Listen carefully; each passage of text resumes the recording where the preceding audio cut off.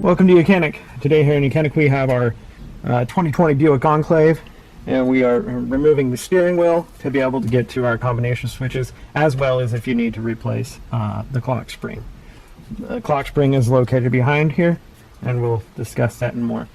So to start with, you will disconnect your negative and positive battery cable. So we have our positive, the red one, and our negative right here. Our battery is located on the left-hand side of the engine bay, closer to the front of the vehicle, about the middle side. And so we need a 10mm wrench and or socket to get on there and to loosen and to remove this. So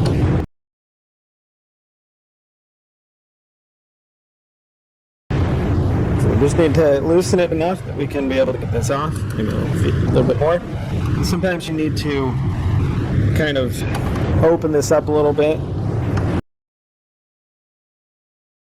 So we were able to pull the negative battery cable off and also make sure that the vehicle has been de-energized.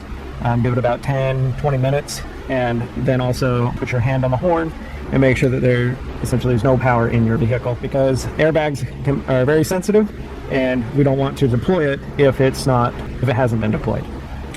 So we've done that procedure, and then the next thing, you're going to want it to reach your hand down here below the steering wheel, and that's where you can get your adjustment up and down and in and out. Pull it all the way out to give you space, and then put it in the lock position, and that will help you. Now, to be able to get this steering thing to pop off, there is a spring in there that holds this on 3 points, and the way we can release it is we need to turn the steering wheel 180 degrees so that it's straight upside down. Right? And then when you reach around the back, you will feel that there is a hole and an indent. And so you can either use a screwdriver or some type of pick tool if you can. And what you need to do is you need to get in there, and on the top side,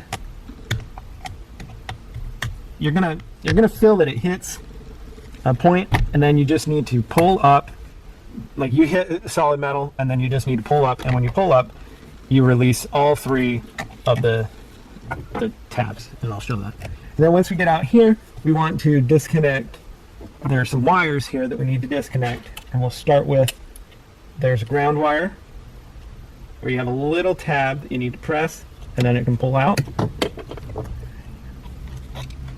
And now these we need to pull from the airbag. There's a tab on both sides.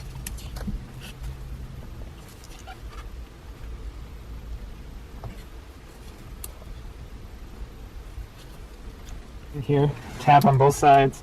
You need to pull them up to the top, and then it will release. There we go.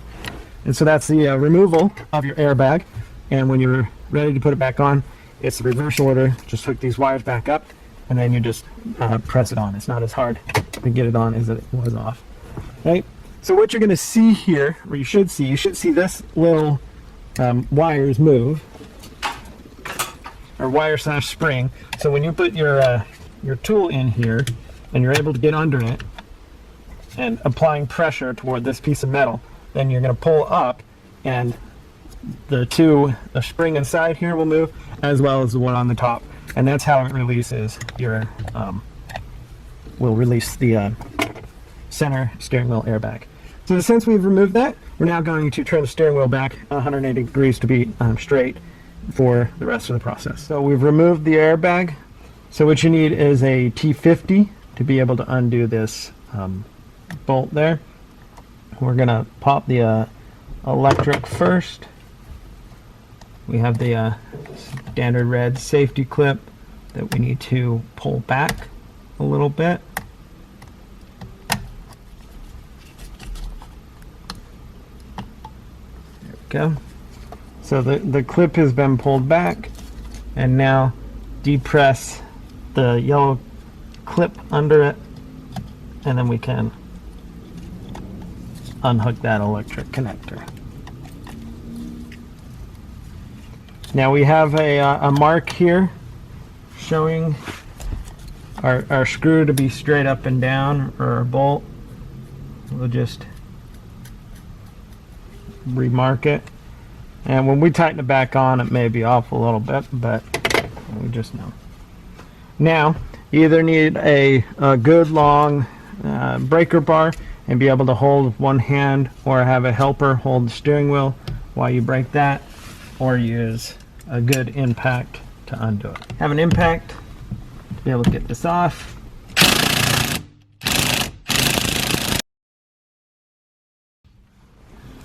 Took a little effort, but it did come loose, and now it has popped off. Now it did back the steering wheel itself backed up and off, but we're still good because we didn't lose the splines. Because when we put it back on, we want to make sure we line it back up and have it on there in the same spot. Otherwise, you're going to have a steering wheel that's crooked, and it can throw off the clock spring. So, going to make a nice, good mark here so that we can line the splines back up in the same spot we took it off. I'm going to make 2 marks. Okay. So we made the marks there. Now when we pull this off, we're also checking behind that nothing is attached there, and we want to keep that clock spring the way it is right now. So steering wheel has been removed. This is your clock spring right here. I have put a piece of tape to keep this in the orientation so that it doesn't move too much. You want to keep this where it's at, because if you turn it too many turns to the right or too many turns to the left, it will it breaks a band inside there, and then you get all types of lights on your dash that you don't want. Otherwise, if you do that, then you would need to buy a new one. And it's designed to have a certain amount of revolutions to the right, certain amount of revolutions to the left, and so you want to make sure that you keep it in the orientation. So like if you had turned this 180 degrees, and then when you actually turn left to drive, you could break the clock spring. So we have a piece of tape there to hold it so that it doesn't get off and adjusted. Right down here, to be able to remove this piece of plastic, there's a hole, and there's a 7mm bolt that you remove from the bottom. I've done that. Now we need to pop this part of the plastic cowling up. So you can use your non-marring tool and just be able to get in there and to be able to pop it apart on both sides. And then pop this up. And we have that laying up top there. And then that exposes 2 7mm bolts here to be removed to get this bottom piece off. This top piece does stay attached. It's got some little fabric piece there to make it fancy.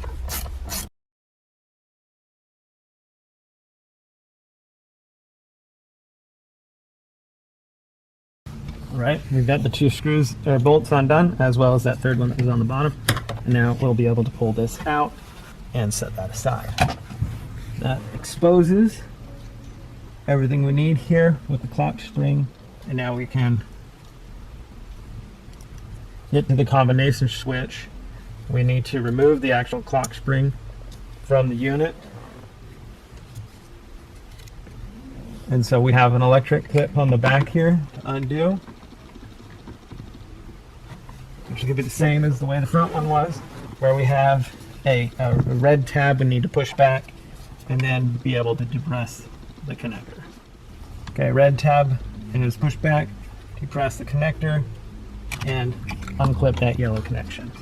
Now the clock spring is held on by some plastic tabs here, and we're going to just easily pop them up.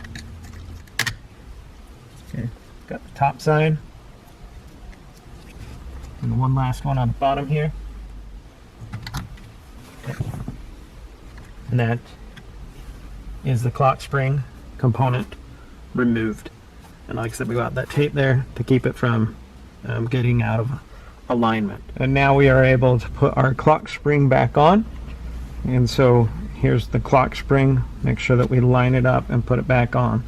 Now we put the tape on the top, or any type of marking, but we put the tape so this doesn't move around too much and that we don't get it off in the wrong orientation. And now this you just press in until it clips and locks on, all 3 tabs, and then these little grommet there sit down there. Then we have the electric connector to connect on the back.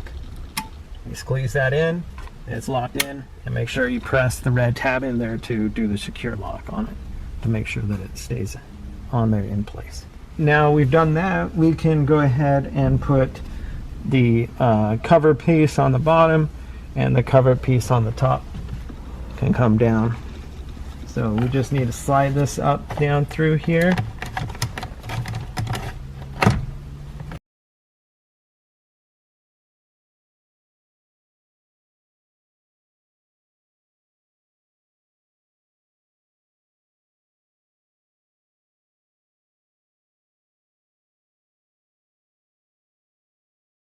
We have our 2 number 7mm bolts.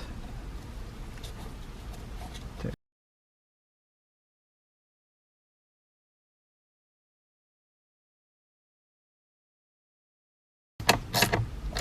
we go. That one's snug. These are just going into plastic, so you just gotta make them nice and snug, not crazy tight. There we go. And we'll put the one that's in the bottom. There's a hole right there.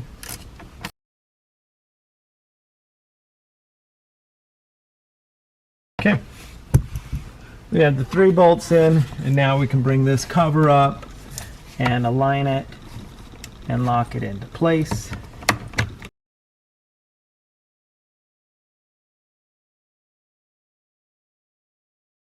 There we go. Now we are to the stage where we can install our steering wheel. So we have our whole steering wheel here. We will pull this tape off, and we want to basically keep this still straight up and down. Line up our steering wheel with our marks that we made, and see that we have aligned our splines in the right way, and that way, so when you drive down the road, you don't and you want to go straight, if you have it nice and level where you like it, and we're good. So make that electric connection, press in the red locking tab, and now we need to put the bolt in to hold the steering wheel on and tighten that up.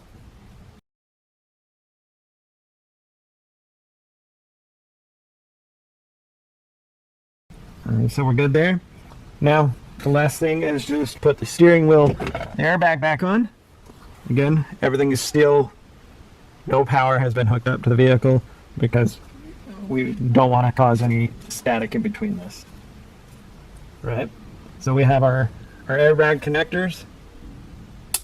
Just press them down and they will self-lock. We have the ground wire that we need to attach. And press it and it has a little locking tab there. And same thing with the other one. Lock that into place. Now that's all on there. Now that's all you have to do is you just line it up and press it straight forward, and your steering wheel has been put back on. Thanks for watching YOUCANIC, where you can be the mechanic.